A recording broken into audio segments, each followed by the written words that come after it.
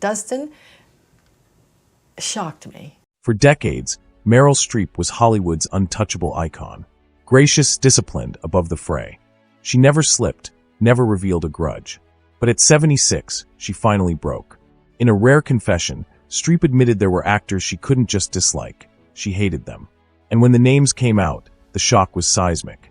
These weren't small-time rivals. They were some of cinema's biggest legends, the very people audiences believed she respected most. What stunned everyone even more was the way she exposed them one by one with brutal honesty. And once you hear the reasons, you'll never look at those collaborations the same way again. Kevin Kline, the on-screen lover Streep secretly hated. Kevin Kline may have looked like the perfect partner for Meryl Streep in Sophie's Choice, 1982. But behind the curtain, their relationship was anything but perfect. On screen, their chemistry seemed seamless, even intimate. But inside the rehearsal rooms, things were far from harmonious. Meryl spent months preparing, immersing herself in Holocaust survivor testimonies, learning both Polish and German dialects, and piecing together every detail of Sophie's fragile psychology. Kevin Kline, however, thrived on instinct. He preferred to improvise, to let a scene breathe without overthinking. That difference, instead of enriching the film, became a battlefield. Crew members recall a tense rehearsal where Kline questioned her accent work, asking, "Are you sure the audience is going to care more about your vowel sounds than what she's feeling?" For Streep, that wasn't just a casual remark. It was an attack on the very foundation of her process.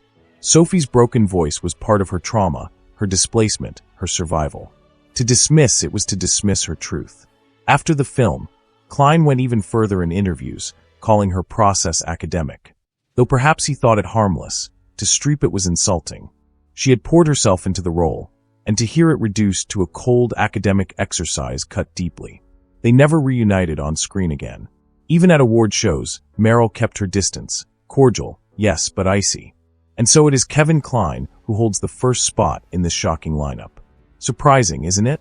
The man who helped deliver one of Streep's greatest performances is also one she swore never to work with again. Jeremy Irons, the cold actor Streep despised. If Kevin Kline was a wound that never healed, Jeremy Irons was a scar that burned deeper with time.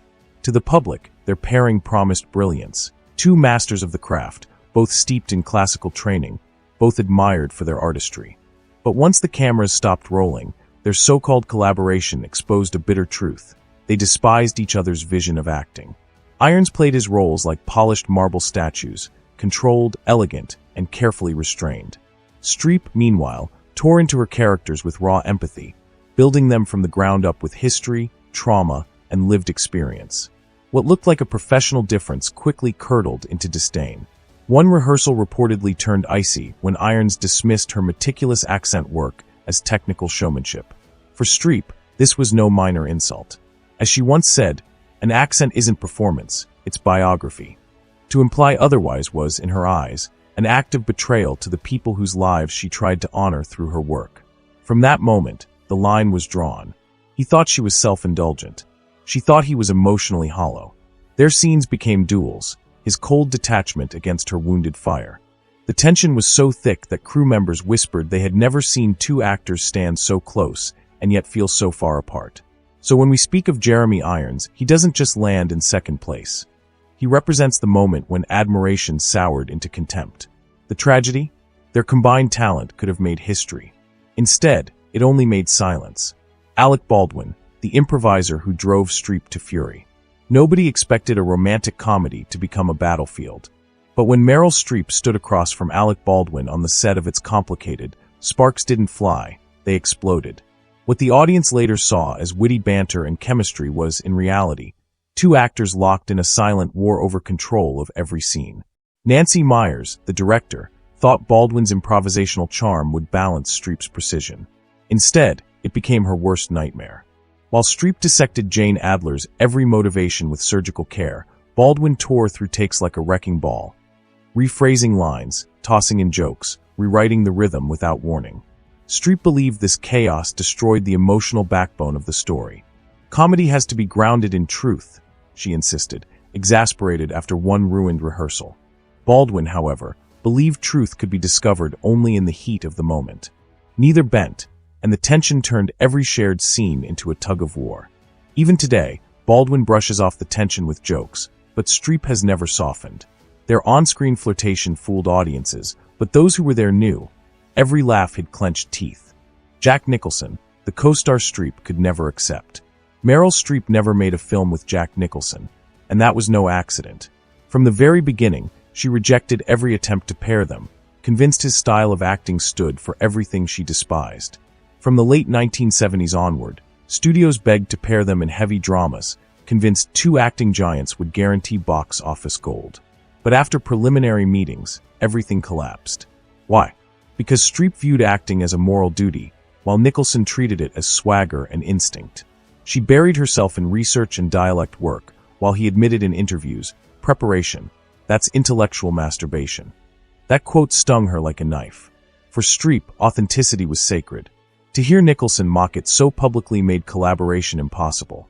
Casting director Juliet Taylor once said bluntly, "Jack represents everything Meryl thinks is wrong with stardom."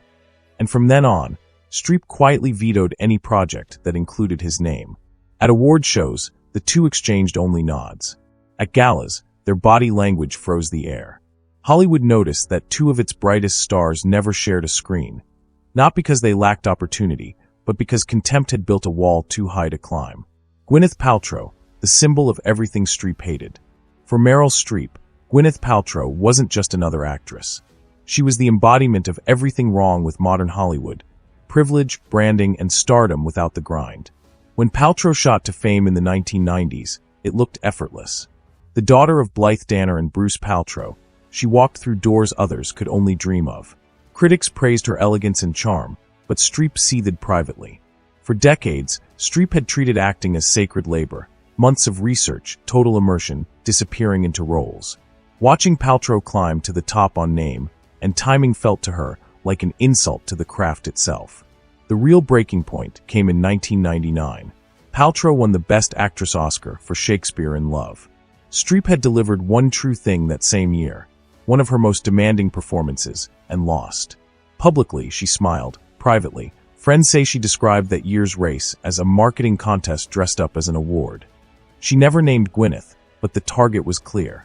When asked in interviews about rising actresses, she praised Cate Blanchett, Amy Adams, Jessica Chastain, performers known for rigorous preparation, but never Paltrow. Industry insiders noticed the coldness at award shows. Short smiles, quick nods, no warmth. Even years later, nothing changed.